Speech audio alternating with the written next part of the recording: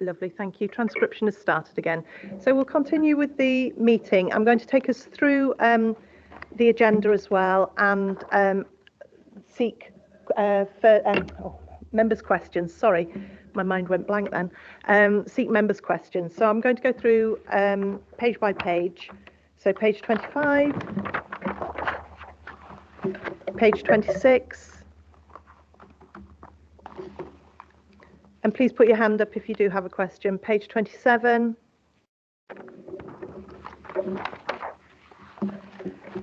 Page 28.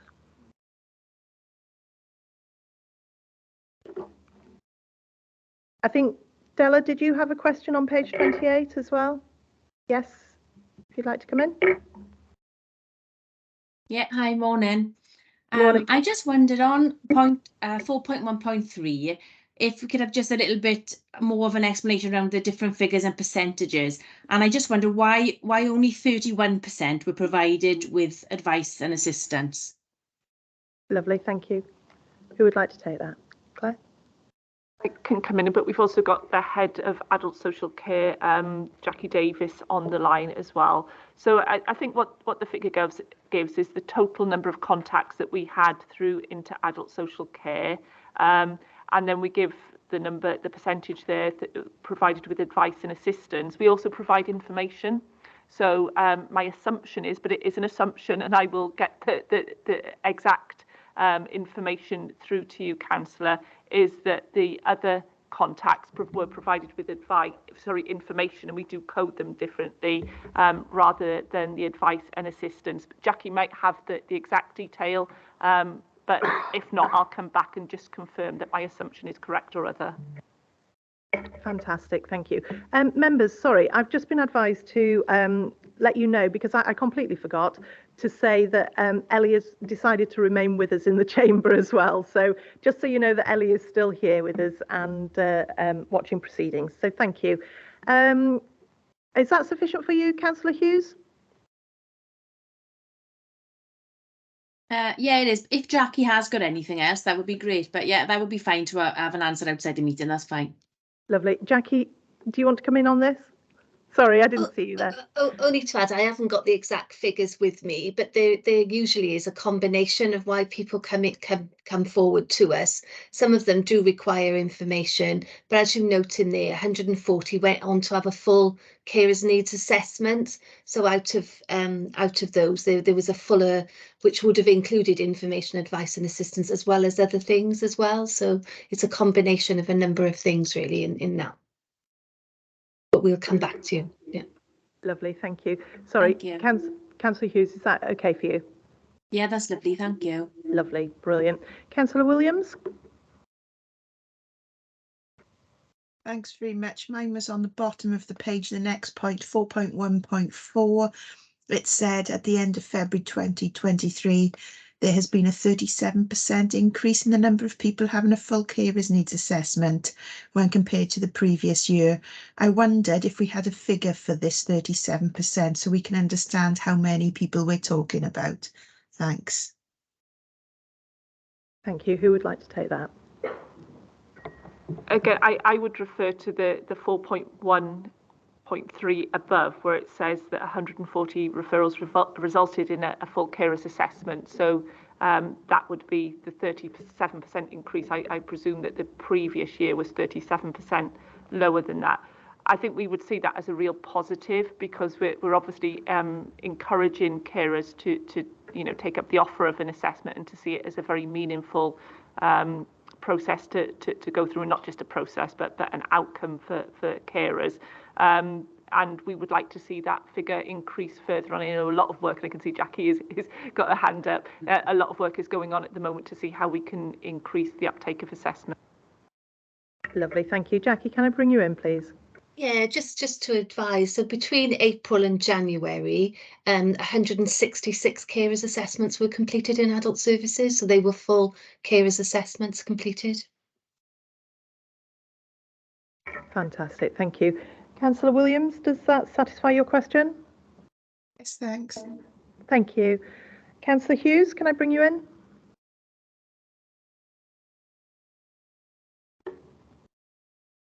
Councillor Hughes, is that a legacy hand or do you want to come in? Legacy hand. Sorry. No, it's okay, no problem. Andrew, can I bring you in, please? Yeah, it's just to share that one of the things that we've identified we need to give some focus is the interface between the third sector work that we're doing. And I think we've got colleagues possibly on the call from Tuvida, our new Carers Wellbeing Service Partnership, that are with us for the next 2 years, and how that interfaces with social work, social care practice, and a lot of sort of lower level need and basic information is hopefully being able to access, you know, more simply and less formally and within communities. But there are people that need escalation and into some of the things we're seeing here where those statistics are being captured from a social care, social work perspective.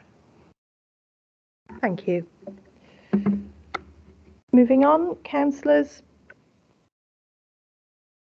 from page 28. Moving on to page 29. Gosh, I've got loads of you.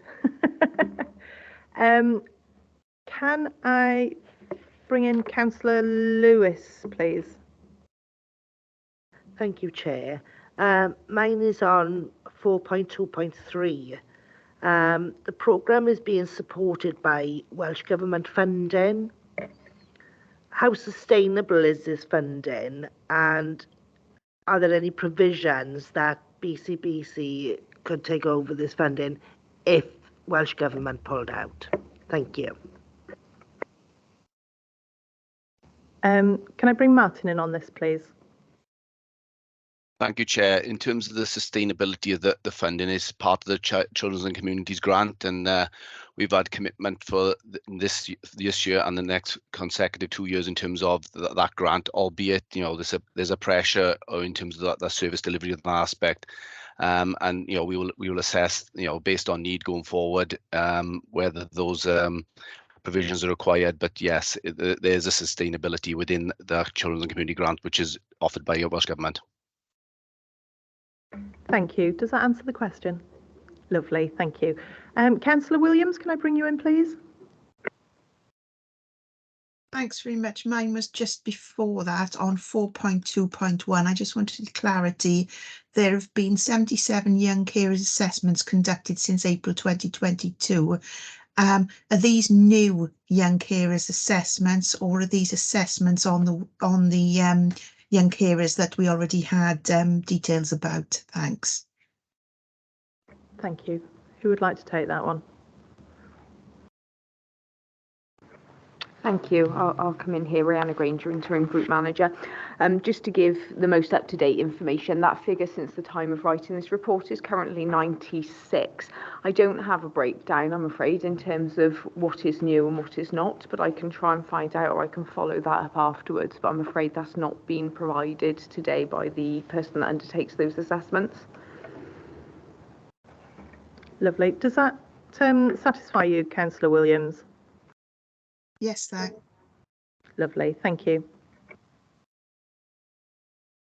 And then I had a quick question on 4.2.4 about the interventions and the support sessions. I just wondered, do they vary the days on these? Do they consult on the days that are available to make sure that they're accessible for individuals who use this support, please? Thank you.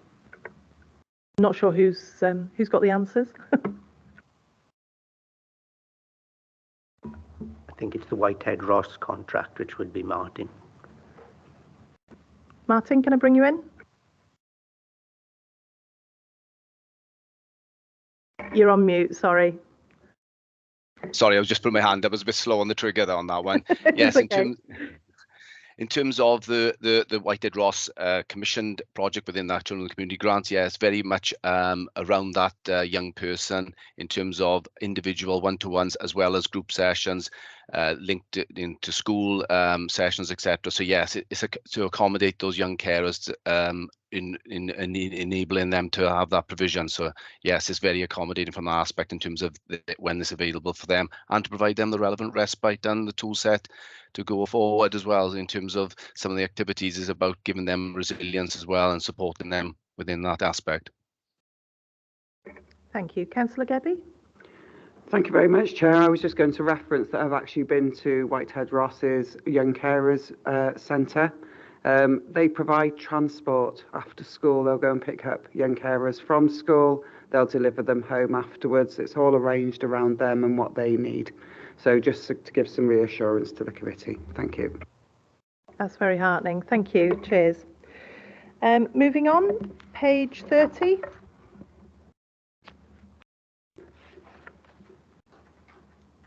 Oh, sorry, my apologies.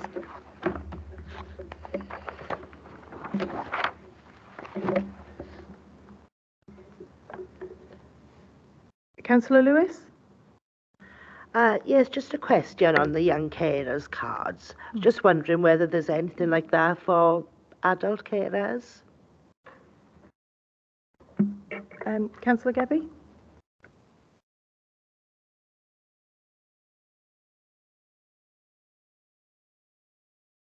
I haven't got my mic on. That doesn't help, does it?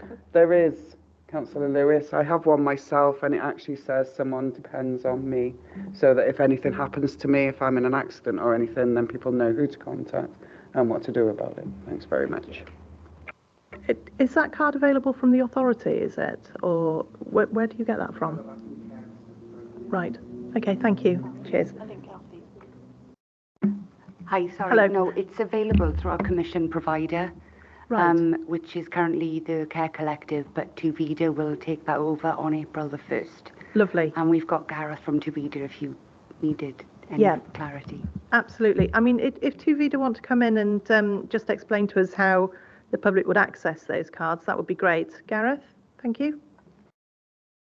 Yeah, hi. So from the 1st of April, as part of the commission service, people can contact the Bridgend Carers Wellbeing Service.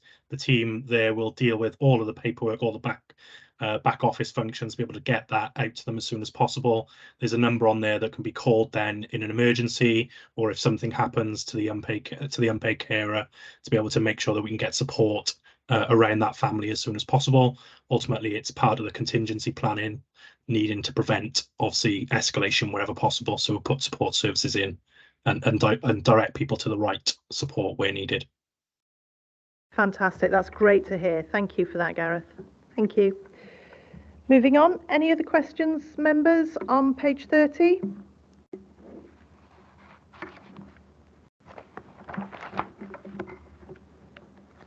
Page 31.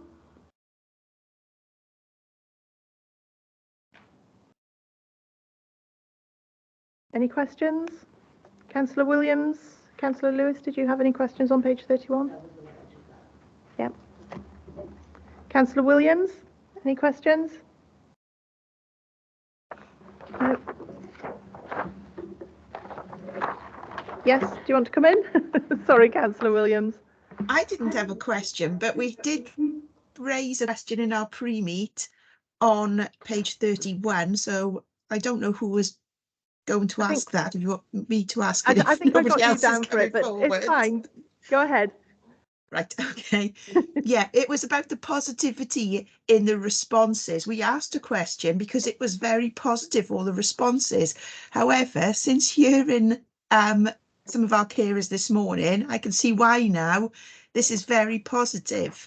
So I just wondered if we can have an idea of the numbers involved in these assessments, because obviously if we've got if we've gone out to a large number of carers and this is what they're all saying, then it does really agree with what we've said earlier, that there is a fantastic job being done to support the carers. So just an idea of how many people were surveyed for this. Thanks. Thanks, Councillor Williams. Does anybody have that answer? Andrew? Yeah, I think we're seeing two different programs here. The Feel Good for Life, which is supporting the dementia and cognitive impairment. There's generally around 120 people engaged in that program, including both carer and cared for. In terms of the carer wellbeing program, we've used social care recovery funding to pilot this work, so we're still learning. But generally, you're working with cohorts of 10 to 12 people as a block, and we'll have worked over 5 programs, I believe, in the last year. So it's not high volume, but you're getting a broad range of unpaid carers within there. The gains have been significant, dare I say, in well-being improvement and increased awareness of what support is out there. I think Councillor Williams is quite right, actually, in what she says about the positive comments are obviously showing that although it's not, as you say, massive numbers that are going through, where the numbers are going through, it's having that massive impact. And I think that's the important bit. Massive numbers, massive impact. I'd rather take the massive impact, actually. So thank you. Yeah, lovely. Moving on, page 32. Page 33. I just wondered if there's a final bullet point here on this part before we go on to Wales Co-op, and it says more recently about the warm welcome scheme in the libraries and cultural venues. I just wondered if we had an update on how that was going with the warm hubs and things. So I don't know if we've got anybody on the call. Kerry? Would you like to come in on this, please? Hi there, sorry, just getting my notes in front of me. No Morning, worries. everyone. Thanks. Yeah, so I've got some notes. I'll just read them out. So the warm welcome provision in libraries has been hugely successful. So we've been providing free. I mean, the whole concept of the warm welcome was to give people an excuse to come out and to make it acceptable for them to come in and feel comfortable. And obviously, libraries have been warm welcoming free hubs forever. So this was really just about proactively packaging and marketing what we're already doing to make sure that people that their memories were refreshed then in terms of what libraries can access. So we've been providing free warm drinks and refreshments. We've had additional support through Andrew for additional resources, things like magazines, newspapers. Things like jigsaws have been hugely popular. We've been doing things like ukulele playing, any excuse really to get people out and to make them feel comfortable in terms of accessing that warm space. In terms of the numbers, I don't have the exact figures to hand, but I know it's in the many hundreds. So we're talking 400 plus in terms of people that have accessed the Warm Welcome programme, specifically in the libraries. And then we've also done quite a significant amount of work in our theatre spaces with things like craft clubs and free cinema activities. I know that there was some free cinema screenings over the weekend, which have been hugely well received. Just as an aside, in terms of our other stuff that we're doing for carers, obviously we're looking at things like dementia-friendly screenings. We've been working with specialist theatre companies, Frozen Light, to support carers to bring children along who have sort of profound multiple disabilities and various other things, which I can come on to later on if that's helpful. Lovely, thank you. And that is really helpful, actually. It's good to hear that so many people have accessed it as well. That's quite a significant number. So thank you very much on that. And thank you for the work on that as well. Andrew? Yeah, just something I'm conscious we've missed from the report is that having people in these places and spaces creates an opportunity, and Owen have supported us to run some of our age-friendly communities, consultation and engagement, intergenerationally, not just for older adults. And whilst people have been there, they've helped to promote that. So there will be value beyond this specific programme in how we do things going forward. Fantastic, because that is actually a question that has been raised to myself by constituents about how we connect and interact with individuals who perhaps don't have the internet as well. So certainly coming out of COVID, I know a lot of people have been isolated, so it's good to hear that actually that connectivity within our communities is starting to bounce back, and there's quite a resilience there as well. And again, that is through the hard work of officers here, and it's through the hard work of officers in our partner organisations as well. So thank you very much to everyone involved in that, because it's no mean feat to bounce back from COVID, honestly, and you're doing a sterling job, so thank you. I'd like to thank you. Right, moving on. Page 44.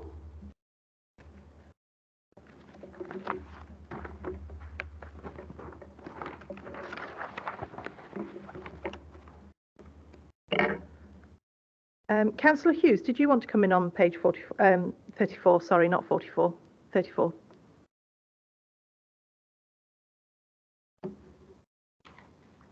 Yep, Councillor Hughes. Sorry. That's okay. There's lots of marvellous work going on, and it really is good to hear all the positives. It's amazing. But I'm just wondering, one more, is there anything more we can do to identify people in our communities who are carers, who are caring without any support of any organisations? What could we do? What could I do as the councillor in the Ogden Valley to try and help that? Who would like to come in on that? No worries. Councillor Gebby? No worries. Councillor Gebby. I suppose for us, because we're the political leads, I think we need to have a different conversation with our communities. Sometimes I don't think it's about what services can do for us. If you've got a more mature resident living next door to you, I'm trying to be very careful here as well, bearing in mind that I called my mother an old biddy yesterday and it was just her age. So, you know, I know, well, my daughter calls me an old biddy as well, so, you know, I'm quite happy to take that title up. I think we need to be realistic about what we can actually have services do. 50 years ago, our communities were a community, and we always say that it takes a whole village to raise a child. Well, actually, it takes a whole village to look after anybody that's more mature or those who are more vulnerable.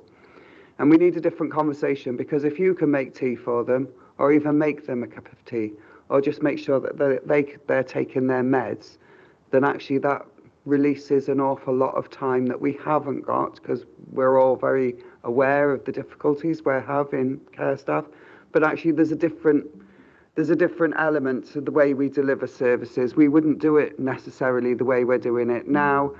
We don't live next door to the family, Auntie Joan, or anybody like that. It's all changed as to the way we deliver things and the way we live our own lives. We've got to have a different conversation. There is no reality check going on anymore. It's not about actually what can we do. It's about what can you do for yourselves, what can your neighbours do for you, and what can your friends do for you? Because it may only be coming over for tea once a week, but you're checking on their well-being.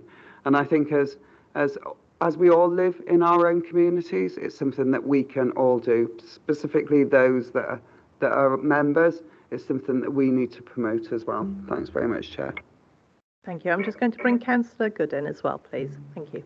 Thank you, Chair. And I wholeheartedly agree with the Deputy Leader on this. I think the one thing I would flag again, though, as Councillor Hughes is very aware, because I know we had an absolutely amazing community coordinator in the Ogden Valley until recently, and we're just waiting for our new coordinator to start in May, which I know Andrew will know I'm very excited about, because as much as this is all true, and I think we as a community, and the Valley's communities particularly know this, you know, we do spend a lot of time checking on each other, and we do spend a lot, and it's something really amazing to see every day. But we do also have these roles which are really important in terms of social prescribing and making sure that there is that coordinator role that sees what's happening over here and can help what's happening over there and bring people together. And I know Councillor Hughes is very supportive of that, and I think, you know, the expansion of those roles will be really positive for the whole borough, and I think is a really positive thing that will really help build that community spirit that the Deputy Leader is talking about. Thank you, Chair.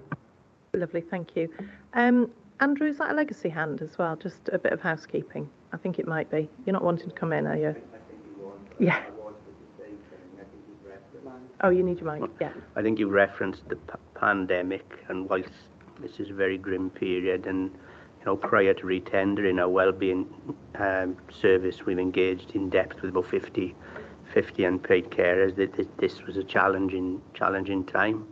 But I think one of the things that came through during the pandemic, the way the local authority worked, you know, very closely with BAVO and third sector and the navigation teams, and you know, we supported about 4,000 or 5,000 people individuals during that period. You know, vulnerable people that probably may not have come onto our radar until something had gone wrong or until things had escalated. But when everybody was at home, I think things arrived earlier, and you were able to support people within communities and connect them differently. I think having moved on a little, there are people that are left behind, but I think we've shown that communities can step up. Sometimes it's knowing what is the things to do to step up, and you know, and you know, how do we do those things? So yeah, there are some positives to build on from one of the world's worst events, dare I say, in terms of bringing people together.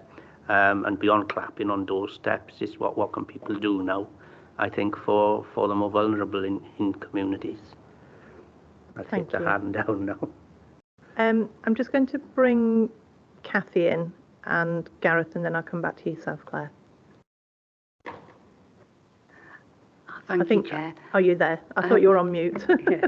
I just wanted to say that identification and making carers visible and valued is one of the Welsh Government priorities for carers. So something we're really keen to take on board and work with in Bridgend. And it's going to be a large part of the work that 2VIDA will be doing for us. So I'm really glad that Gareth's got his hand up, actually, because he can tell you exactly how they're planning to deliver that, if that's okay. That's lovely. Yes, Gareth, can I bring you in, please? And can you tell us a little bit more, please? Thank you. Yeah, of course. So I think, listening to all the comments there, absolutely echo what everybody else is saying. And I think the important thing is that, as Councillor was saying, in terms of the a village to raise a child, it takes a village to support an unpaid carer, is absolutely something we believe in. And I think whilst there's a small commission service, it's really important that the communities around those unpaid carers are not just kind of told that they need to support unpaid carers, but upskilled to be able to do so. Whether, and I think it's really important that we build carer friendly communities across Bridgend, whether that be things like a GP's receptionist knowing how to recognise an unpaid carer and support them, or a pharmacist being able to understand that actually there's an unpaid carer coming into the pharmacy each week to collect medication. How can I make sure that that person, any barriers are reduced for them to be able to get the right support? Putting support into local communities like that and upskilling people will hopefully prevent the need to access carers assessments and access statutory services. Same as things like, across leisure centres, libraries, making sure that people know where to signpost to, how to get the right information to unpaid carers. And that's going to be a huge part of what we do, is trying to support the community to better support unpaid carers. I think there's no one service that fits right for unpaid carers. Everybody has that ability to support in some way, shape or form. And I think really wrapping that community and having those carer-friendly communities around all of Bridgend and making sure people know where to signpost. And if not, signpost them to us as the wellbeing service, and we can make those onward referrals where needed and make sure people get the right support. Lovely, thank you. Claire, can I bring you in, please? Yeah, I think I'm really pleased because colleagues have said what I was going to say. Raising awareness, identification, self-identification, that partnership approach, be it the GP, be it the pharmacist, be it the school in the case of young carers, be it through people accessing libraries and other cultural settings, and then the right proportionate response, because the preventative offer and the partnerships in Bridgend are the real strength of Bridgend, I would say. And what you've seen this morning is how each partner is responding to these challenges. And then statutory services when, but only when they're needed, but in a very timely way when they are needed. So I think that's the joined up approach we're trying to get to. And it's always all work in progress. So there's real strengths at the moment, but it's taking it to the next level, isn't it, with all the current challenges that unpaid carers and others are facing. Absolutely, yes, thank you. Moving on, sorry, did that answer your question, Councillor Hughes? I think it did. It was quite comprehensive. Yes, it was. I'd be worried if it didn't. Yeah. So moving on, page 35. And page 36 brings us to the end of the report. So if there's no further questions from members, I'd like to thank invitees. And if you're not required for the next report, you may leave the meeting if you wish. You're welcome to stay, but you may leave. Moving on, thank you very much for waiting whilst we just switched over there. I'm going to go to item 5, Care Inspector at Wales, CIW improvement check visit to social services, care services on the 21st to the 24th of November 2022. I'll ask the Corporate Director of Social Services and Wellbeing to briefly introduce the report. I will then call upon members who indicate they wish to speak by clicking on the raise hand icon, and I will come to them in turn. Thank you very much. Claire? Yeah, thank you very much, Chair. Again, I will be very brief because I know members will have read the report and will welcome the opportunity to scrutinise the report and the action plan in some detail. It's a very important milestone report for children's social care in Bridgend. Everybody knows that the performance evaluation inspection which took place last summer and was published then in the August of last year identified some significant areas for improvement in Bridgend and led Care Inspectorate Wales to express their serious concerns in respect of Bridgend children's social care. The outcome of that from an inspectorate point of view was to ensure that they were very closely monitoring our progress in respect of the improvements that they identified, and to that end they came in and undertook an improvement check in November of last year, which was published in February of this year, and that improvement check identified some improvements and some significant improvements in certain areas in respect of Bridgend children's social care, although it did identify that we still were an authority that required improvement and some significant fragilities, particularly related to our workforce position. And I think it's important that I highlight that to you. Some other areas where we still required urgent improvement, and I would identify and highlight to you the comment around exploitation in that regard. All of this is set out in the overview report and indeed in the action plan. The action plan will be presented to Cabinet in April, so there's an opportunity here for pre-scrutiny in advance of Cabinet consideration. Joined this morning by Deputy Head of Children's Social Care Ian Macmillan and Rihanna, who was here for the previous item as well, who's our Interim Group Manager for Safeguarding in Bridgend. And I believe that Tracy Shepherd, who's the Lead Inspector, is on the call observing this morning as well. Thank you, Chair. Lovely, thank you, and welcome to everyone that's either watching or joining in. So thank you very much. What we're going to do, I'm going to take us through to Appendix 1 because I think it's a bit more in depth. So that's on page 45 is where we're going to start, rather than the report, which sort of goes over the appendix and the report. So we'll start there. But first of all, just as a brief overview, I noticed that we do have a lot of areas on here that there's two that are significant improvements made and must be sustained, as noted, and then there's all the rest that are some improvements made and further action is required. So we're still quite as you say, in a fragile state. We're still quite a way off where we need to be, according to this, although we are getting there. I do appreciate that. One of the questions that I did have about that was about the funding and the budget for this, because I know that we have put a significant sum into the budget this year for social services, and it's well deserved, it's well required, and it will be spent. I've no doubt about that.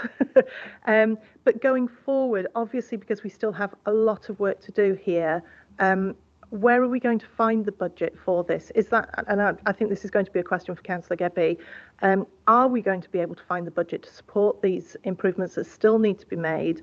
And is there a danger that, because obviously we're taking from this budget and we've only got we haven't got an infinite amount of money, we've only got a finite amount of money, is that going to put other services potentially at risk from cuts, etc., because there is such a shortage of funding coming through from both Welsh Government and, of course, from Westminster?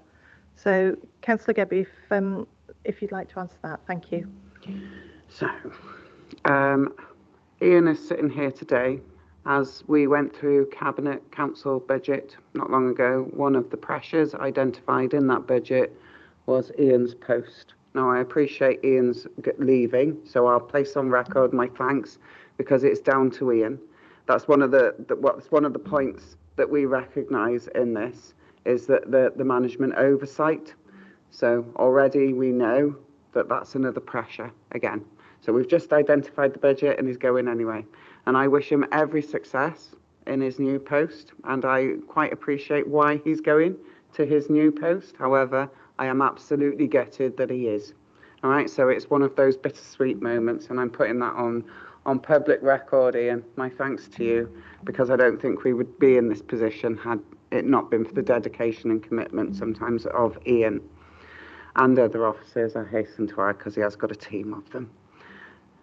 I don't think at the minute we would ever have enough money to do everything that we need to do. I think we need to be looking at it sustainably. I think once we are not employing agency staff to the records that we are, that is significant in itself. That will help us. If we've got a more sustainable workforce, we will spend less money and we will have more continuity and we will have better outcomes for the children because or adults, because there's, you know, it's the way it feeds over. I think one of the things that I would say is that we knew at the start of this it was going to be some time. It takes like a good 2 or 3 years. For some people, they were just starting their social work degrees. So we know that that's a good 2 or 3 years. We also know that we're implementing signs of safety now. We started last week? I went to the first event, I think it was. We know that that will take 2 or 3 years to embed properly. So we are on a journey. We know it's a pretty lengthy journey, but actually I would prefer us to be slow and steady and get there and to the benefit of our residents than I would to try and spend astronomical amounts of money trying to support people when I know that actually that's not for the best for them. I think the other comment that I would make is that we know that public services as a whole, it's not just here in Bridgend, it's as a whole for all local authorities, all health boards, anything in third sector that's doing commission provision, they are really, really struggling. We know that, that's across the board. So we need to be clever about how we use our money and how we utilise it. We also know that we've got an IPC, so Institute of Public Health, okay. I never get it right, Institute of Public Care. We know that there's a piece of work that will look at our organisational structure, what it should look like, and we'll go from there. Thanks very much, Chair. I hope that's answered the majority of your question anyway. If it hasn't, I'll come back to you. No, it has. Although supplementary, can I just very quickly ask as well, obviously we've had the CIW report. We've had them come back and look at the improvements as well. Is this now the end of the line with CIW, or have we got further? I didn't think it was going to be. So can you just outline what the timescales are for them perhaps coming back and looking again at improvements and you know, what they will be doing? Will there be a further report as such? Thank you. CIW can come in at any time and they're welcome to. Please do. You know, I say that with the greatest of respect. I don't think any inspection should change the way we deliver services. I've worked in local authorities for many years, and I can tell you the amount of times that I would have my records pulled to be checked just before Care Inspector at Wales came. And they weren't even Care Inspector at Wales then. They were CSSIW then. I don't think it should be that way. I want all my practitioners to be practicing in such a way that I don't need to tell them when there's an inspection going on. That should be normal. There should be no need for anybody to check anything on their records because everything should be done by the book, by policy. That's what I expect from our workforce. So I'm very clear about that. I don't care if there's an inspection going on. CIW can come in anytime they like. They can come in announced and unannounced. And we would have no knowledge if it's an unannounced. And I would fully expect them to walk in. And yes, there is always going to be improvements that we can make. We're all humans and we're all working with humans, and it's about those personal connections. And there will also be differences of work. You know, one of the things that Claire referenced was the, I can't think of the word, it's gone out of my head. It's exploitation. So we know that there's a particular issue with that at the minute. But in 10 years' time, it might not be exploitation. We might be back going round in the circle. So we know that there's always things that we can address in social services. We know it's always ongoing, but actually I would expect our work to be as inspector level as ever, whenever. Thanks, Chair. Yeah, thanks very much, Chair. Just a couple of things to say. I think in terms of our improvement journey, and it is an improvement journey, all evidence shows of any authority that has been through this type of improvement journey, that it takes 3 years to get yourself into the position where you're, you know, to use a sort of rating where you're a good authority. I think the last evaluation of CIW, that improvement check, we would have come out as a rating, if I call it that, as an authority that requires improvement. And I think it's really important that everybody understands that corporately and members across the whole council, because there aren't quick fixes in the sort of improvement journey that we're on. It needs focused and strategic and operational leadership over a long period of time.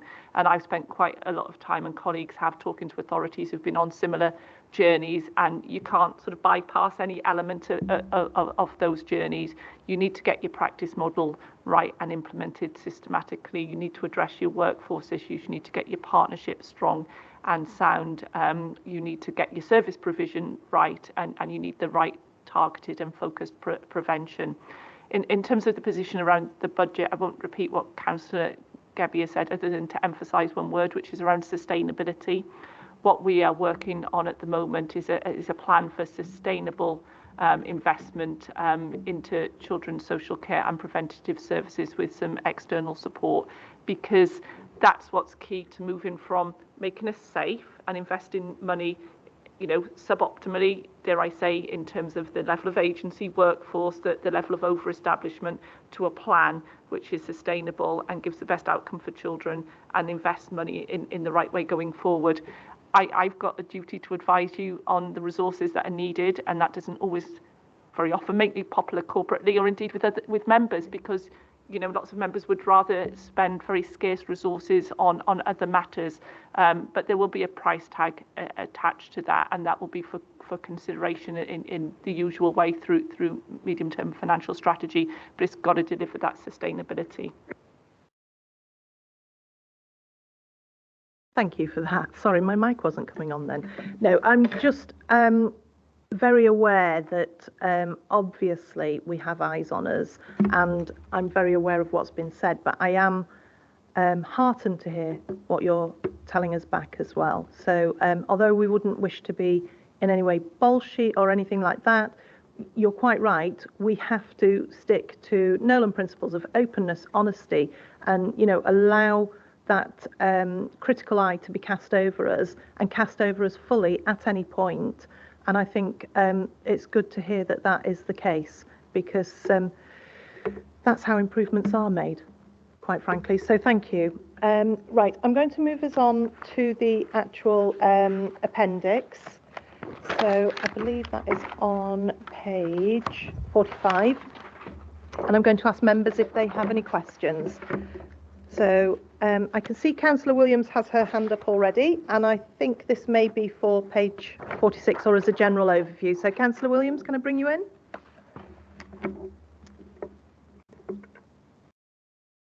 Thank you very much. I have got a question, which is a general overview, but I have to leave soon as well. So I don't know if you want me to tie it in with my overview of the second appendices, or whether someone will pick that up if it doesn't come to... No, if you want to tie it in, that would be fine. I'm happy with that. Yeah, right, okay. My first question on the first appendices, on the first appendix, is about it discusses the increase in referrals into the service. Recruitment is a problem, well-being, COVID. And whilst this is specific to Bridgend, I firstly wondered if this is something that's being seen through other local authorities as well, because I know we're not the only one who's got problems in recruitment. We've not the only one who's had an increase in referrals since COVID, particularly through our schools. So I wondered, whilst I know there are specific areas for improvement in this authority, are we similar to other authorities who are also experiencing the same problems? So that was the first part. Do you want me to stop there first? No, do you want to bring your second question in as well, just in case you need to leave as well? Okay, and my second one was on what appears to be the second appendix is our action plan as a result of this report. and I couldn't see where we were bringing some of these elements that said that we needed urgent action on them into the colour coding of the action plan.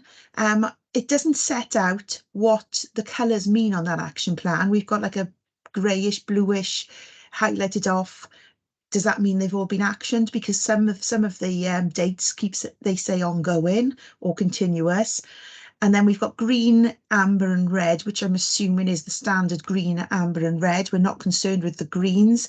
Ambers, we are concerned, but not as much as the reds. And we've only got one red on there. And the one red was simply about recruitment, whereas the report does outline that we need to action some areas urgently. And I couldn't see how that was reflected across to that action plan. Thanks. Thank you, Councillor Williams. Who would like to take the first portion and then the second portion of that question, please? Shall I kick off, Chair, and then I think Ian and Rihanna will add in if they think I've not covered in enough detail. I think in terms of the first question about how we compare with other authorities, I think some of the issues that CIW pick up clearly have impacted everybody in Wales and all authorities in Wales and indeed across the UK, COVID being the most particular there. We have had a very particular Bridgend context and we need to understand that. And when I look at benchmarking information across the whole of Wales, which isn't published data, it's non-validated data, but we do have it shared with us on a very confidential basis by Welsh Government. Some of what we're seeing in Bridgend is atypical to other authorities. So the number of contacts that we've been receiving through our front door, remembering that this improvement check took place in November last year, it actually took place in the week that we had Logan's child practice review published, and obviously that created a great deal of awareness, which is a good thing in terms of communities and partners around how to report safeguarding concerns. And we have seen an exponential, if that's the way to describe it, increase in referrals into our front door, our multi-agency safeguarding hub, and into our information advice and assistance service, which Rihanna is responsible for. And those increases are significantly different to what we're seeing in other authorities. Everybody manages the front door slightly differently. Those increases have translated into increased numbers of assessments, increased numbers of what we call Section 47 safeguarding inquiries. And for us, the most stark figure is the increasing number of children on the Child Protection Register, and a smaller but increasing number of care experienced children. That is atypical to the rest of Wales. And when we've talked to directors and had external advice from authorities where they've had similar high profile child practice reviews, serious case reviews in the past, they say to us that is what those type of authorities see, which is different from other authorities. So other authorities in England which have had similarly high profile cases are seeing that sort of experience at the moment, and that obviously impacts in terms of the workforce that you need and the levels of workforce that you need to manage that level of need and demand coming through into your service. Councillor Gebby mentioned the Institute of Public Care. Their advice to us based on that analysis across other authorities is that you're likely to see that type of increase in need and demand for a period of at least 2 years. And just to go back to the earlier question, actually, these sorts of things do impact on the whole council and the ability of the whole council in these scenarios to do what its other priorities are. And that's part of the, I suppose, difficult message that we have to deliver, is that I think perhaps a collective almost, sort of step back and understanding that we were making progress when the child practice review was published, but realising that the impact of that goes on for many years in terms of children and families and how we respond as a whole council and with partners. In terms of the action plan itself, this action plan is a particular format of action plan which is used by the Regional Safeguarding Board, and yes, that sort of greyish blue colour indicates when actions are completed. In terms of our own red, amber, green, the green is when things are on progress and on track. The amber is when things are on track, but we're a little bit worried in very non-sophisticated definition. And the red is when we're considerably worried about our progress in the workforce one, obviously, is the area that is highlighted there. I would say in terms of the other area that was highlighted as particularly urgent, which is around exploitation, the reason that is amber rather than red is because there is progress being made in that area. We're not where we need to be, which is why it's amber rather than green. But we would say that we're making the progress that we need to in terms of the timescales, where the workforce one, which I'm sure there'll be further questions on, you know, the range of actions, and we had our improvement board last week, and nobody, in terms of all the experts that we can bring to bear, suggesting anything else that we should be doing in this area, but the position remains very, very challenging in terms of workforce, which is why we keep that as red. Thank you very much. Did you want to come in, Councillor Gebby? I noticed you had your hand up, but... I did, but Claire's already referenced it, so there's no point in me going over the same material. No problem. Lovely. Does that answer your questions there, Councillor Williams? Yes, thank you. Lovely. What time did you have to leave us as well? Sorry. 12. 12. Okay, no worries. Just so I'm mindful of it. Thank you. Councillor Lewis, can I bring you in, please? Yeah, my question is on recruitment and retention. Just wondering now what's being done different to previous, and are there any improvements? I know it's only 4 months, but are there any improvements? Yes, I think this is on 2.7, isn't it? Yeah. No, that's fine. Just a reference for everyone. Thank you. Councillor Gebby? I think we do have little spurts of green, is what I want to say, particularly in relation to recruitment and retention. I don't want to destroy the good work that we are actually getting on board with, is what I want to say. I met our first international social worker last week. I was delighted to meet her. She was absolutely lovely, and she is delighted to be living and working here in Bridgend. So I think that's always of note.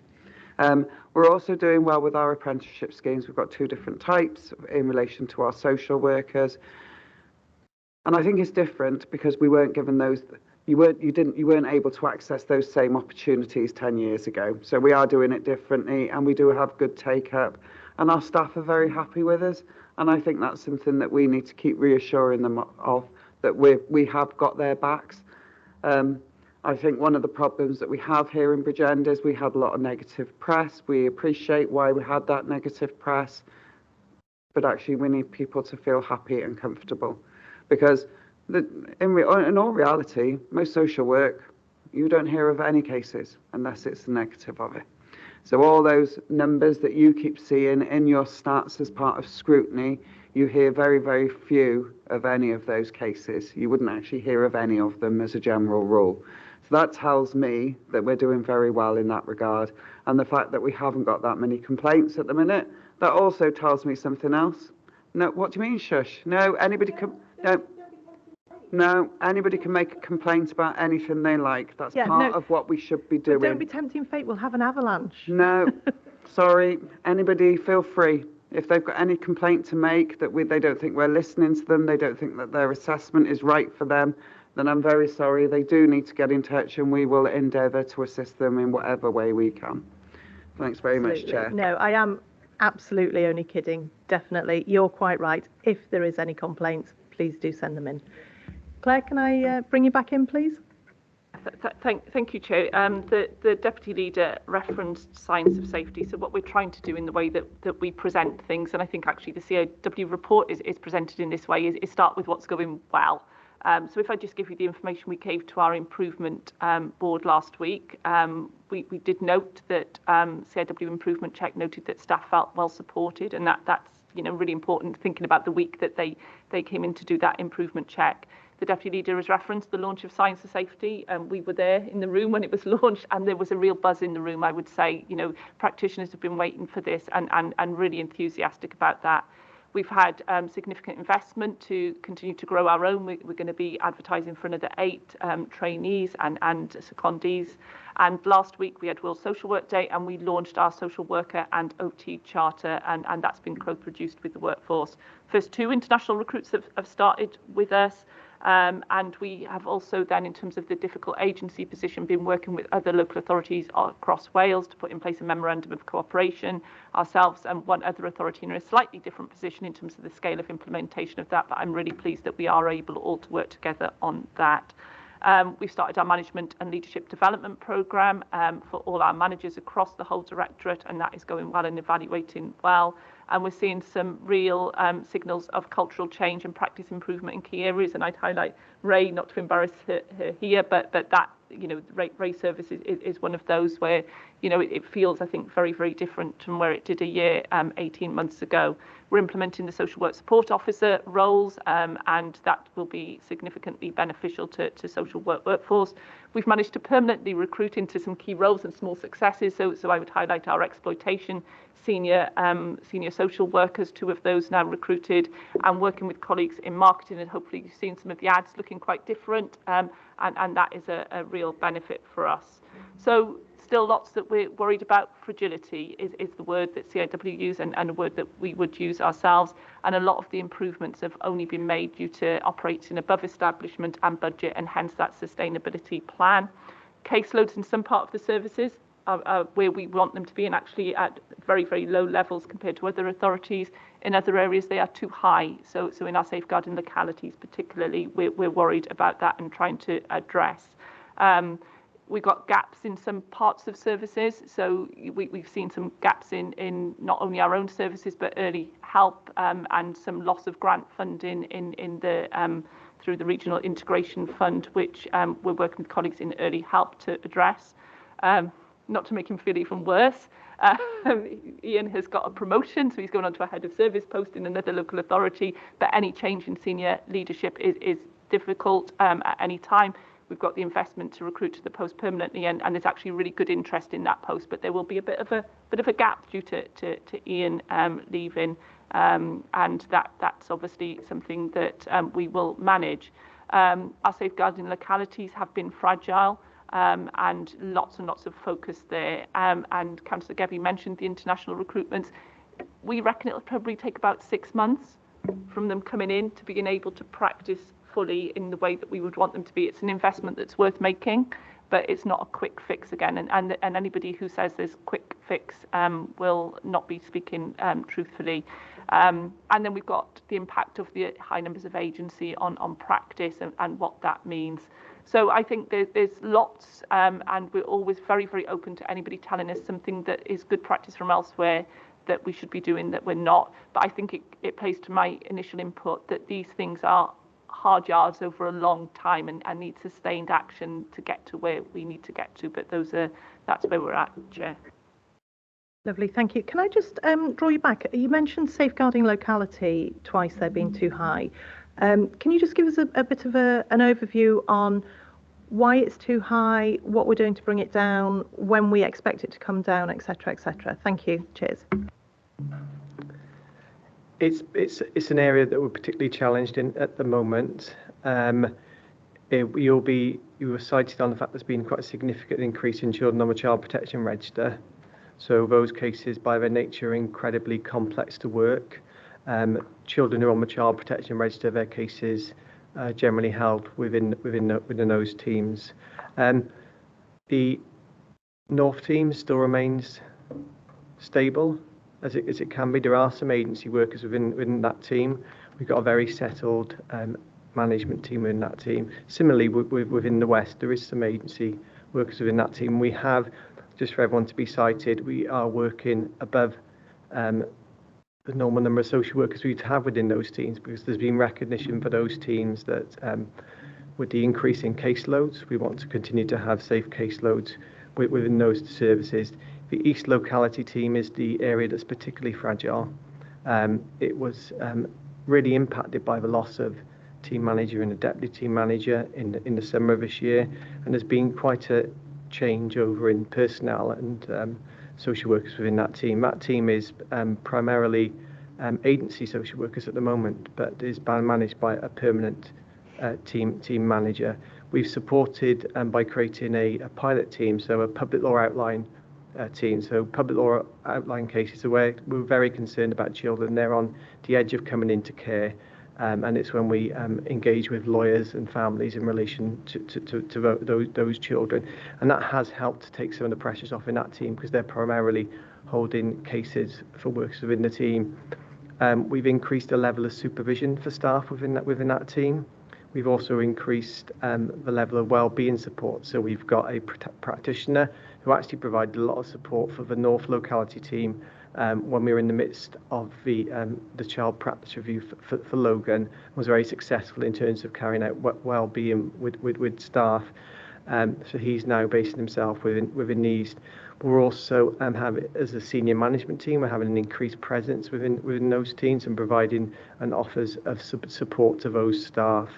We're engaging very closely with some of the agencies as well, because we recognise that whilst our long-term position is that we want our staff to be our staff, at the moment we need to work with agencies to make sure we've got the brightest and the best that they can offer that. And working very closely when we're looking at some of those agency workers, we have some difficulties around as well. So it's a real focused area of support. We know, I suppose traditionally I've worked in safeguarding and children's social care for a long time. It is where local authorities tend to be most fragile in terms of its staff. So yeah, a lot of increased management oversight and support for that area. Thank you. Did you have any sort of time frame as well? I think that was part of the question as to where we will see this fragility coming down a bit. Thank you. I think there are a number of areas where there will be support. We've already referenced the international recruits. So the international recruits will primarily be based within those teams. I think it's going to take some time though. So if you think about cases for children who are on the child protection register, we would anticipate for those children will probably be on for a minimum of 9 months on the child protection register. Quite a lot of those children are just beginning their journey in terms of that support for their families, and ultimately some of those cases sadly will go into care proceedings. We're already seeing an increase of children who are subject to care proceedings in Bridgend. So this, I guess, what I would talk about having a throughput of work through the system, if I can refer to it in that way. So members will be cited. We talked in a lot of detail over the last 6 months about the increase in work at our front door. That's now starting to have an impact on our locality hubs. I would anticipate that those work levels will remain high for some time. Now, the 2-year increase in referral and contacts that Claire has referred to already, I think that 2-year lag will also be felt within those teams. So I would anticipate we're going to continue to have to work with above average staffing levels in order to support practitioners to have safe caseloads within those teams. Thank you very much. Councillor Gebby, can I bring you in, please? Thanks very much. I think it's a comment I'm going to make that is well rehearsed in this committee. I don't disagree with anything that Ian's just said. I think historically we know that when people are in dire straits, so when we know that there is more and more poverty out there, we know that we have more and more children that end up within our services. So I think it's something that's going to be here for a while, if I'm really honest, Chair. Thank you. Thank you. Claire, can I bring you in, please? Yeah, just to add one thing in terms of everything that's been said. We work as a single service and a whole service approach. So I referenced Rihanna's service and the front door, that the caseloads are now there where we would want them to be. So part of the way we manage the pressures across the whole system is that other parts of the service then will hold cases for longer than they normally would under our operating model. We also and need to put on record the thanks to colleagues in education and family support. So we've got a number of very skilled, highly qualified social workers in that part of our council, and they work with us then to take on some of those cases where they're best placed in order to ensure that we're delivering the very best service and outcomes we can within the pressure. So I suppose what has significantly perhaps changed over the last 18 months is that level of management oversight in terms of every day knowing what the issues are and making decisions in a very operational way, but coming back to the need for that sustainability plan, because you don't want to be working this way for longer than we need to, and really understanding, as Councillor Gebbie said, how long are we going to be working in Bridgend at this heightened level of activity, and what's the best way of meeting that need? Would we be better with further investment in very focused family support services at the edge of statutory work for those families who are motivated and want to change, albeit there might be some quite complex issues there, and that's where a lot of that learning from other authorities who've been on improvement journeys and managed to transform, if I can use that word, how families are supported is very, very relevant to us. Thank you, and thank you for that, because that does answer that question quite significantly, so thank you very much. Right, moving on, page 49. Councillor Lewis, did you have a question on page 49? I think down at the bottom about assistance and the paperwork that social workers were getting through. Do you want me to? So I think the question perhaps was about the sufficiency and the sustainability of the workforce, and just a question to ask, because we have put forward assistance, haven't we, for social workers in order to lift that burden of the paperwork away from them a little bit. Is that starting to see, is it starting to work? Are we starting to see that happening? Thank you. It's very much early days, so you'll be able to, it's referenced in the action plan. So those social work support officers, the majority now are in post. They're going through an induction period and they're training, with a view to the model being, I guess, formally launched in the first week in April. So we're beginning to see the impact. I think it's really timely that we got those roles in place, because there is, as you can see, there's a lot more work in the system. So I know it's really greatly appreciated from a social work perspective. Again, that will take time. These are new roles, and these are new roles and responsibilities for the majority of individuals in it. But there's certainly, I've met a lot of people who are very enthusiastic about undertaking that role, and it's been really well received from a social work perspective. So we're really looking forward to seeing that model embedded, because hopefully that will give social workers more time to do social work. Lovely, thank you.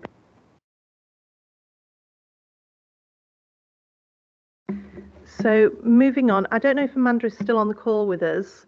Councillor Williams? Is she gone? No. I think Amanda's lost connection, Councillor Bledsoe. No worries. I'll ask the question then.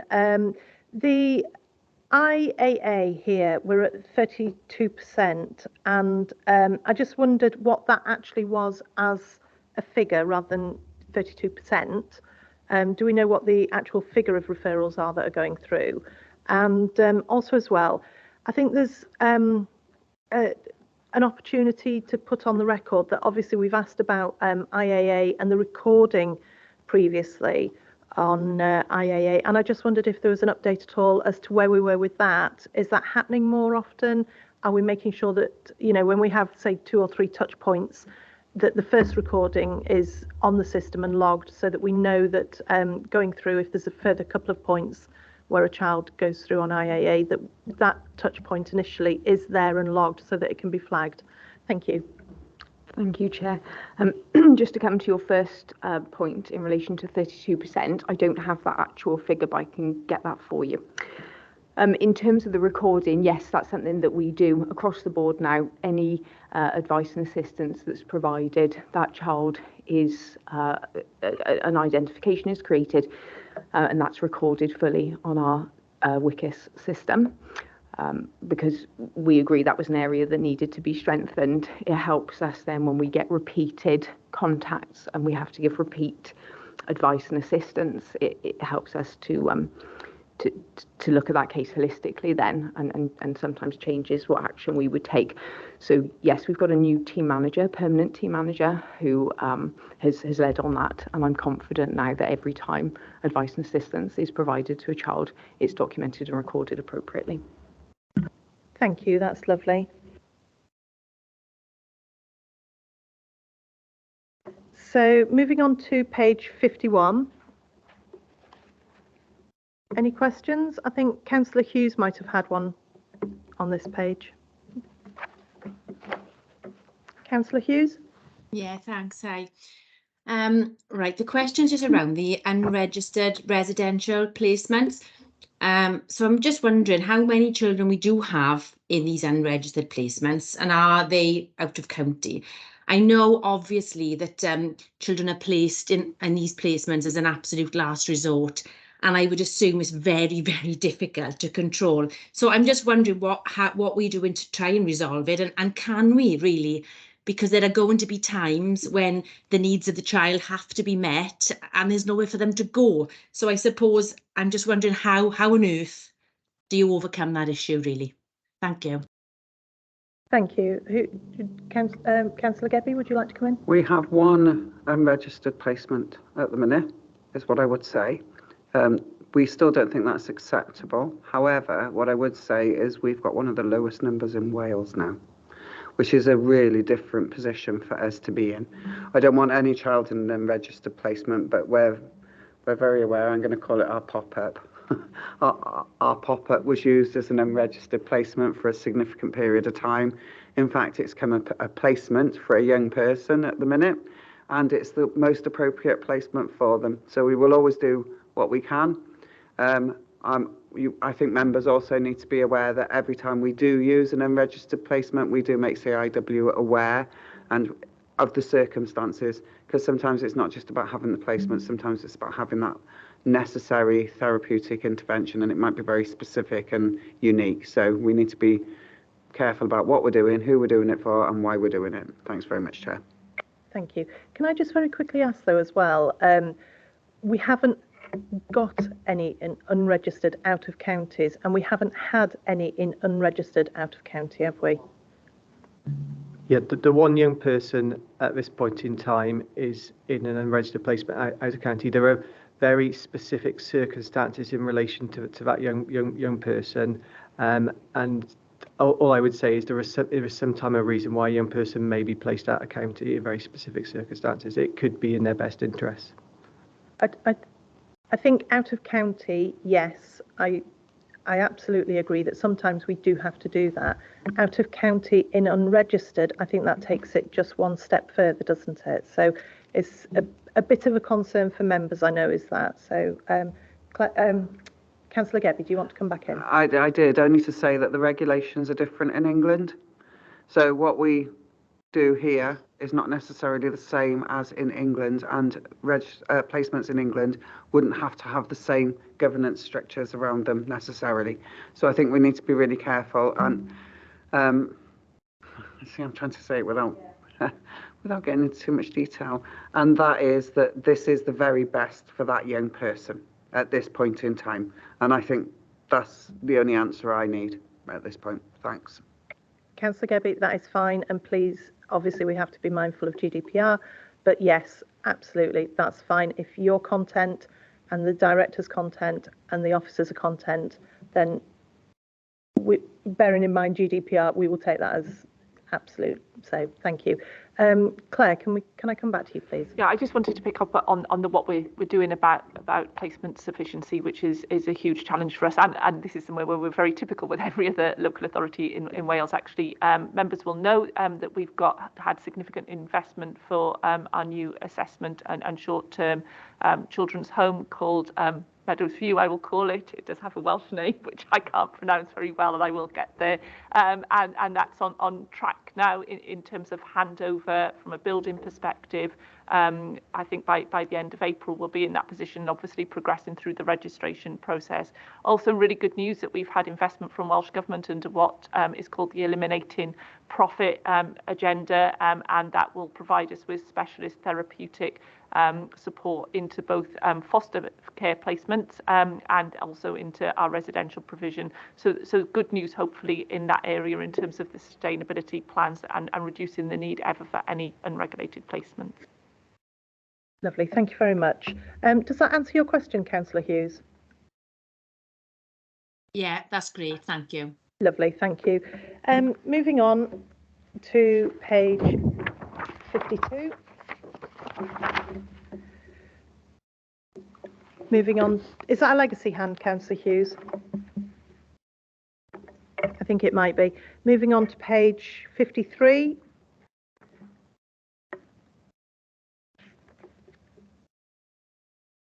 Councillor Lewis? Thank you. It's regarding 5.7, and in bold, it's got the local authority must progress its work as a matter of urgency regarding child exploitation.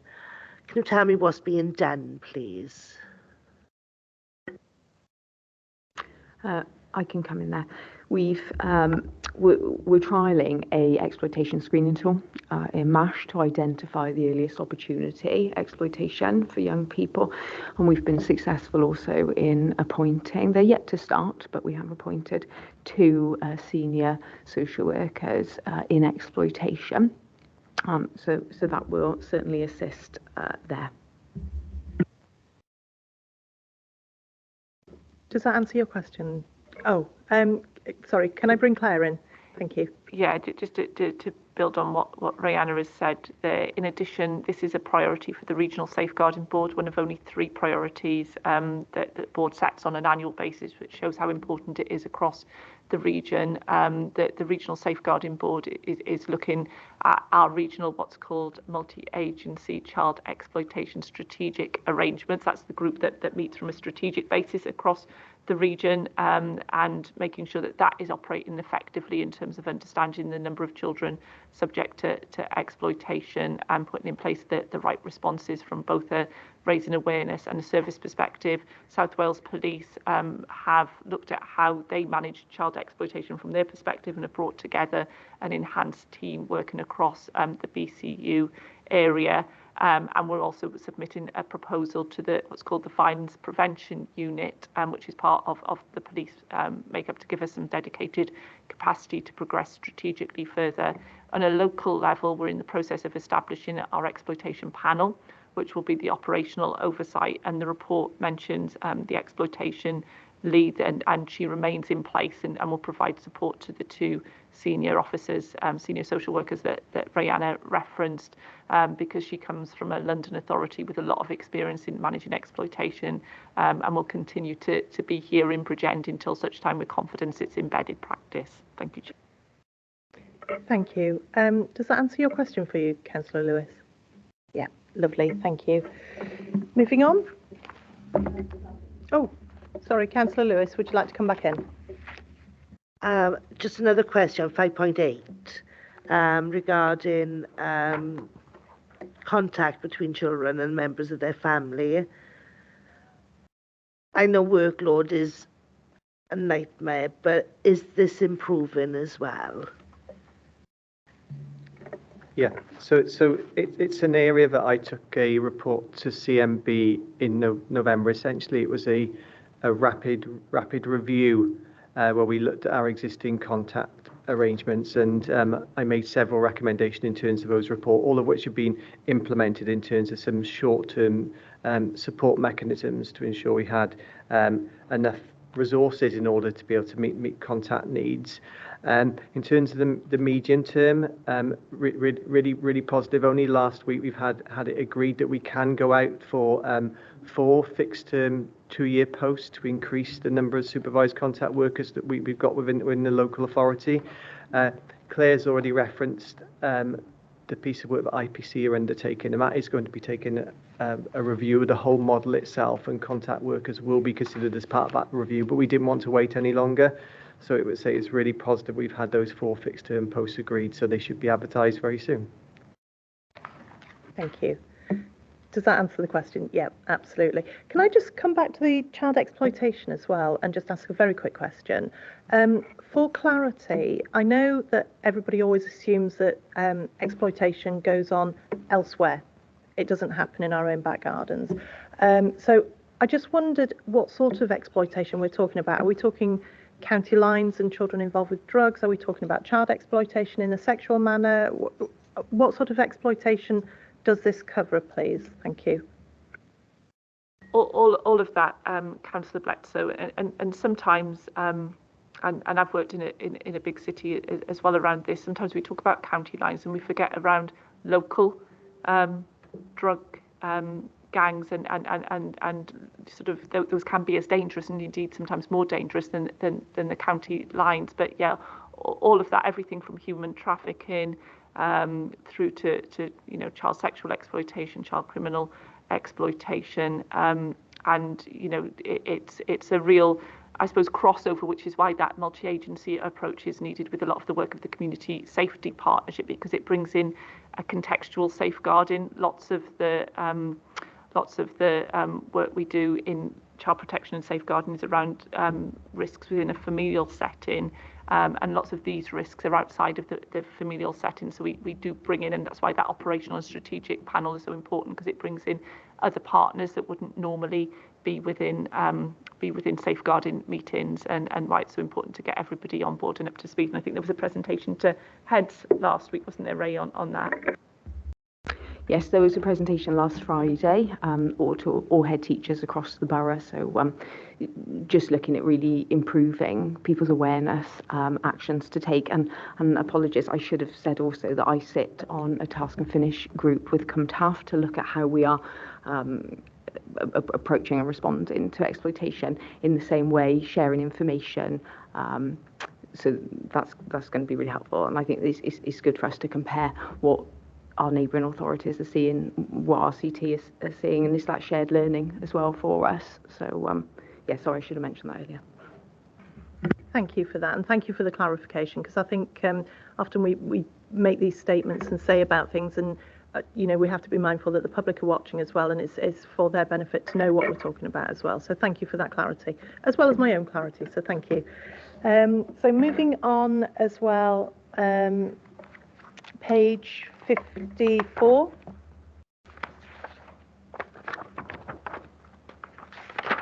And then finally page 55. And I think if there's no further questions from members, I'd like to thank our invitees, and you may leave the meeting. But before you go, can I just say thank you, Ian, as well, for everything that you've done for the authority, and I wish you the very best of luck as you move on. I wish you weren't, but there we are. Thank you very much. It's much appreciated. And thank you as well, Chair. Thank you. So thank you very much, everyone. Thank you.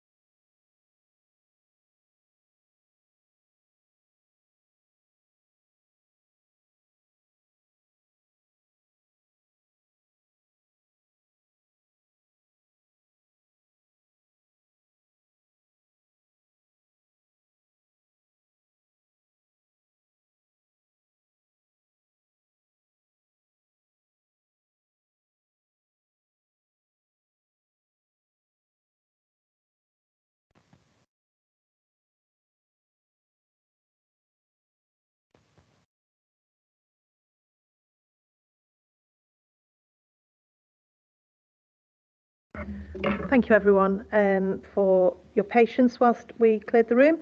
I'm going to bring us down to item 6, which is conclusions and recommendations.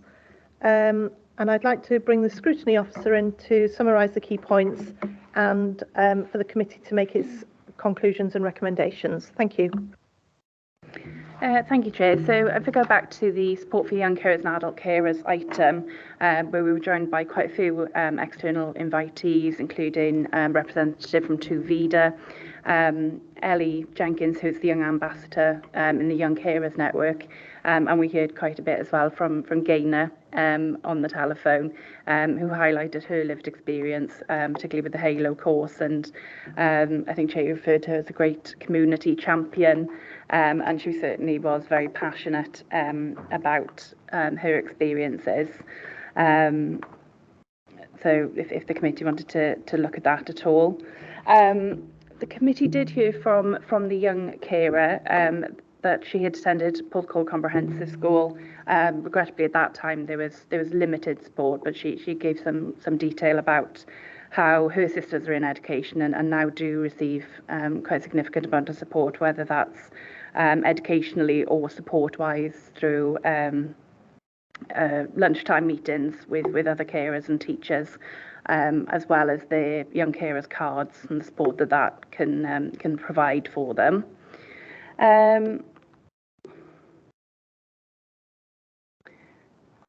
We also heard from Halo about their offer, and also from Andrew Thomas about the role that Halo have played to sort of create packages of support. Ryan did reference a Digistore in a case study to describe some of the difficulties from paid carers. He said he was happy to provide that, but we can make that as a distinct referral, a request rather. To ask for that information. I think there was a question as well. It was regarding paragraph 4.1.3 of that report, which stated there were 62 contacts that had come in, 31% of carers are provided with advice and assistance. We referenced another 18%, and there were other figures. I think that the director agreed that they would bring back those specific figures in relation to the query on that particular area. Another, I think they were prepared to bring some figures back, were in relation to the 77 young carers assessments. There was a query as to whether those were new or existing people that were known to the authority. I think, in fact, the committee were brought up to date with the figure actually being at 96 post-writing of the report. But the director would try and bring back the breakdown as to what were new and what were existing. I believe that's all I had on the first report. So if you may, I'll pause just to see if members have anything else they want to raise. Thank you, Jess. Members, do you have anything you wish to raise on that at all? Please put your hand up and we'll go through. No, I think we're all clear on that. One last time, anyone got anything they want to add to this? Lovely. Okay, we'll move on. Thank you. Thank you, Chair. Then we had the Care Inspectorate Wales improvement check visit to Children's Social Care Services that took place in November. And members here at the time of the inspection, excuse me, was actually the week of the publishing of the child practice review as well, and the difficulty that many staff would have faced during that time. The officers were asked regarding the local authorities' budget and the significant increased funding that's gone into support social services in particular. And members would have heard about the increase, particularly the increase in management oversight within the authority, the implementation of the science of safety work. And essentially, I think what members heard was that it'll take 2-3 years to embed properly. And also heard from the corporate director that essentially it's all about sustainability and the improvement journey, again, that's going to take 3 years. And I'll pause there because I think there may want to be a recommendation in that respect, Chair. Thank you. Yes, I did want to ask members if they wanted to put forward a recommendation that the budget is looked at fully and properly for next year because of the pressures that we're seeing this year. And obviously going forward, we've seen in the reports that there are areas that are significantly still under pressure, and that's going to bring further pressures to the budget here. So I don't know if members want to put forward a recommendation around this area. Certainly, I know we have BREP. I know that we have the opportunity to scrutinise everything, but I just wondered if members felt that there was an opportunity for further working as one council going forward to help our members who are on Cabinet to find a sustainable way going forward with the budget, because I know there's been issues with the budget, and I'm not going to delve into those here today. However, I think going forward, there is an opportunity to work together across party to help with this issue, because it's very clearly an issue, and I wondered how members felt about that. Does anybody have anything they wish to say about that?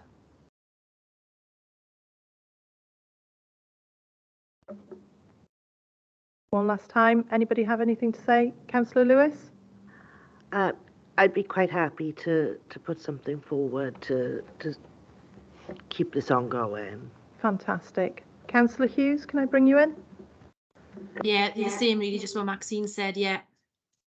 Fantastic, lovely. So I think the recommendation going forward would be to start looking at budget processes earlier. I know that's happening, but to endorse that and to look at a more sufficient way of working cross-party in order to support budget processes going forward, because obviously it's going to be a very difficult process for the Cabinet to set the budget next year. I think that's acknowledged, and I think there needs to be stronger cross-party working on this, and that would be the recommendation going forward. What does everybody think? Everyone in agreement, or any dissenting voices? I agree. Lovely, thank you. We'll put that forward. Thank you. Moving on, can I go back to the Scrutiny Officer? Thank you, Chair. Yeah, we'll make sure that's taken forward as a recommendation from the committee. Moving through then the CIW report and the questions and answers that the members had, and I think it was in the context of a query in relation to the recruitment and increase in referrals as to where are we similar or atypical as Bridgend as opposed to other local authorities. Members heard that COVID, of course, impacted all the local authorities, and I think later in the meeting, Claire referenced placement sufficiency was also typical. Where Bridgend was atypical, members heard that it's sort of the number of contacts that are coming through the front door, and therefore resulting in increased assessments and child protection registrations and care experienced children. With the IPC advice looking that the impact is going to be around for at least 2 years. Quite an area of quite a lot of discussion was around the area for improvement about the exploitation being an amber within the action plan. And I think it was referenced that IAA are trialling an exploitation screening tool in MASH and have appointed, I think it's 2 senior social workers in that area, although they haven't started yet. There was also reference to it being one of only 3 priorities for the Regional Safeguarding Report, and there was also reference to a presentation that was presented to head teachers. And Rihanna Granger as well referenced being on the Task and Finish group. So I did wonder whether the committee wanted to seek what information can be forthcoming with regards to the exploitation tool or the presentation, or what that service or what information they are currently working to, so we could make that request if the committee wanted to do so. But I'll pause there, if I may. Members, do we have any views on this? Speak now or forever hold your peace. Throw your hand up if you wish to speak. I think going forward, it's important that we do get this information sent to the committee, and I would like to see that follow up on these. I think Rihanna mentioned 2 lots of figures, one for Councillor Williams and one later on. So I think there was 2 lots of figures there, and I don't know if you're coming on to the Digistory. So, but certainly I think we should be seeing those figures. Thank you. I'll come back to you. Thank you, Chair. Yeah, no, you're quite right. I was going to come on to them, but we've certainly made a note of those figures, and I may touch on them as I go through my notes. There were some questions as well regarding recruitment and retention, and what are we doing differently now, and has there been any improvement since the inspection check in November? And members heard there has been now recruitment into the international social worker posts, as well as apprenticeships. And although I think it was recognised that Bridgend has had some negative press, there are starting to we're starting to see some improvements in that area.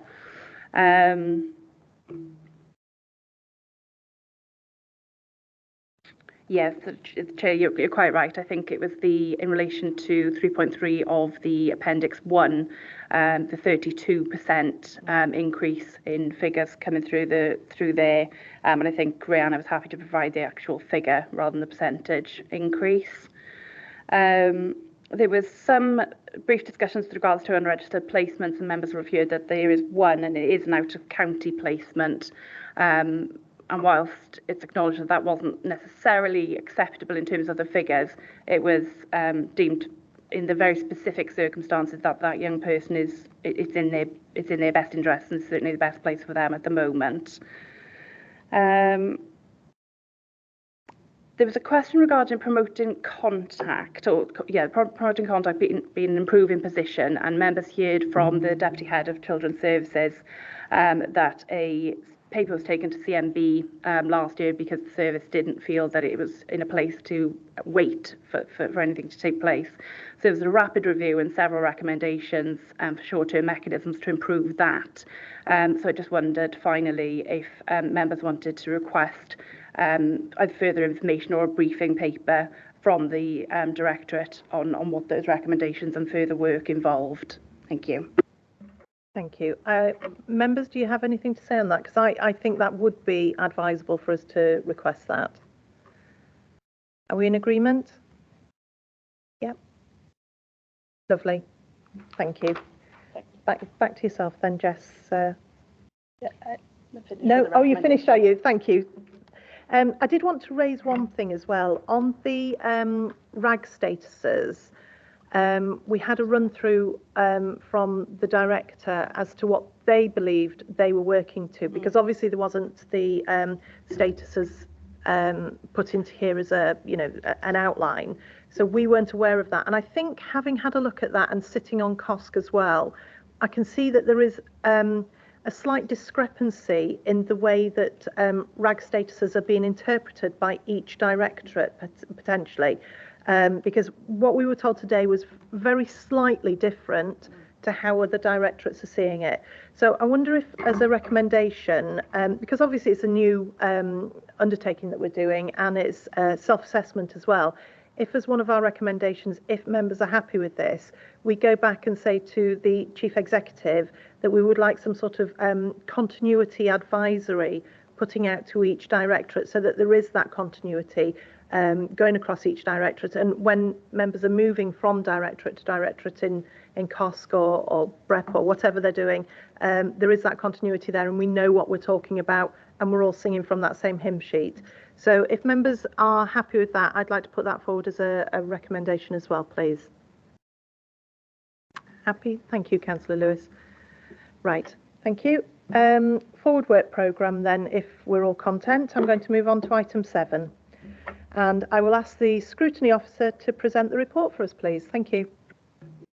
Thank you, Chair, and we'll note that that final recommendation from the committee as well. Right, in respect to the following work programme, forward work programme, following on from members' consideration of the forward work programme at its previous meeting, the forward work programme for this committee is attached as Appendix A, and unscheduled items will be scheduled as part of the annual forward work planning for 23-24. The recommendations monitoring action sheet is attached as Appendix B to track responses to the committee's recommendations and requests at the previous meetings. I'll hand back to you, Chair, for any questions from members. Thank you. Members, do we have any questions about the forward work plan at all, please? I can see that we've got a number of issues that might need to be considered. If members haven't got a view on this, I think one of the ones that is stand out for myself is the IAA early intervention to reduce care experienced children and key pressures. I think I'd like to see that one looked at quite soon. And also as well, I've made a note that child practice review and action plan, there's an opportunity for a briefing session on that, and I don't know how members would feel about that. Would we like to see that as well, potentially? Yes, please, I think, yeah. Yeah. Okay, so maybe put IAA and child practice review action plan briefing as the next two on the forward work plan. Any dissenting voices? No, good No. for me.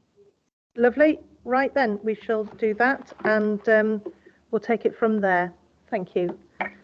Can I bring Jess back in, because she's got a quick reminder for messages for members. Sorry. Thank you. Thank you, Chair. Yeah, just in addition to what we've discussed, we'd just like to remind members that there will be a members briefing session on the Bridgend corporate parenting strategy on the 29th of March. So it's Wednesday this week at 3:30 p.m. And we would encourage as many members to attend that as possible. Thank you. Absolutely. Thank you. I think it's well worth attending these briefing sessions. So moving on, members, item 8, urgent items. There are no urgent items of business in respect of which notice has been given in accordance with paragraph 4, part 4 of the council procedure rules. So with that in mind, I am looking to close the meeting, and if everyone is happy, I shall close the meeting, and thank you all very much. I'd like to thank our attendees as well for coming in today.